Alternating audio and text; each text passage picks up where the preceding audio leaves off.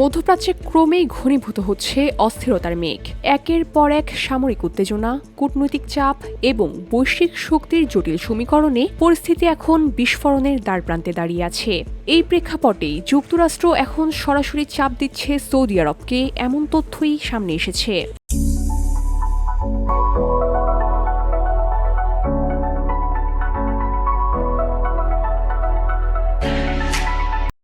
ইরানের ড্রোন ও ব্যালিস্টিক ক্ষেপণাস্ত্র হামলা, হরমুজ প্রণালীতে অচলাবস্থা এবং রাশিয়া চীনের প্রযুক্তিগত সহায়তা সব মিলিয়ে এ পরিস্থিতি দিনকে দিন আরও উত্তপ্ত হয়ে উঠছে। এই চরম বাস্তবতা সৌদি আরব সহ উপসাগরীয় দেশগুলোকে কূটনৈতিক ও সামরিক সিদ্ধান্তে অত্যন্ত সতর্ক করে তুলেছে। এর মধ্যে মার্কিন সিনেটর লিন্ডসে গ্রাহাম সৌদি আরবকে তীব্র হুঁশিয়ারি দিয়েছেন। সামাজিক যোগাযোগ মাধ্যম এক্সে তিনি লিখেছেন, সৌদি আরব যদি তাদের শক্তিশালী সামরিক বাহিনী ব্যবহার করতে অস্বীকৃতি জানায় এবং পারস্পরিক স্বার্থের লড়াইয়ে অংশ না নেয়, তাহলে এর পরিণাম তাদেরকে ভোগ করতে হবে।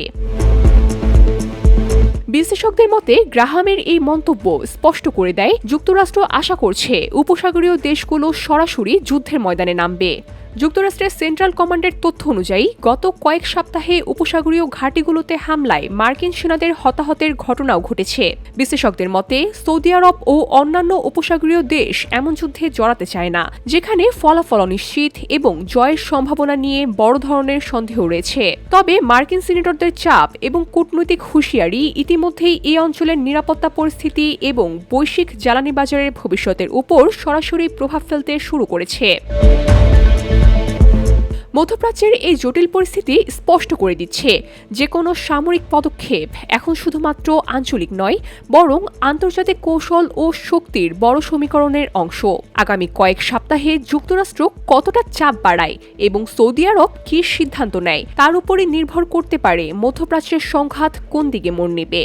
এখন একটি প্রশ্নে সবার মাঝে ঘুরপাক খাচ্ছে, এই উত্তপ্ত পরিস্থিতি কি পূর্ণাঙ্গ যুদ্ধের দিকে এগোচ্ছে, নাকি শেষ মুহূর্তে কূটনীতি পরিস্থিতিকে ঠান্ডা করতে পারবে? VOD Bangla news desk.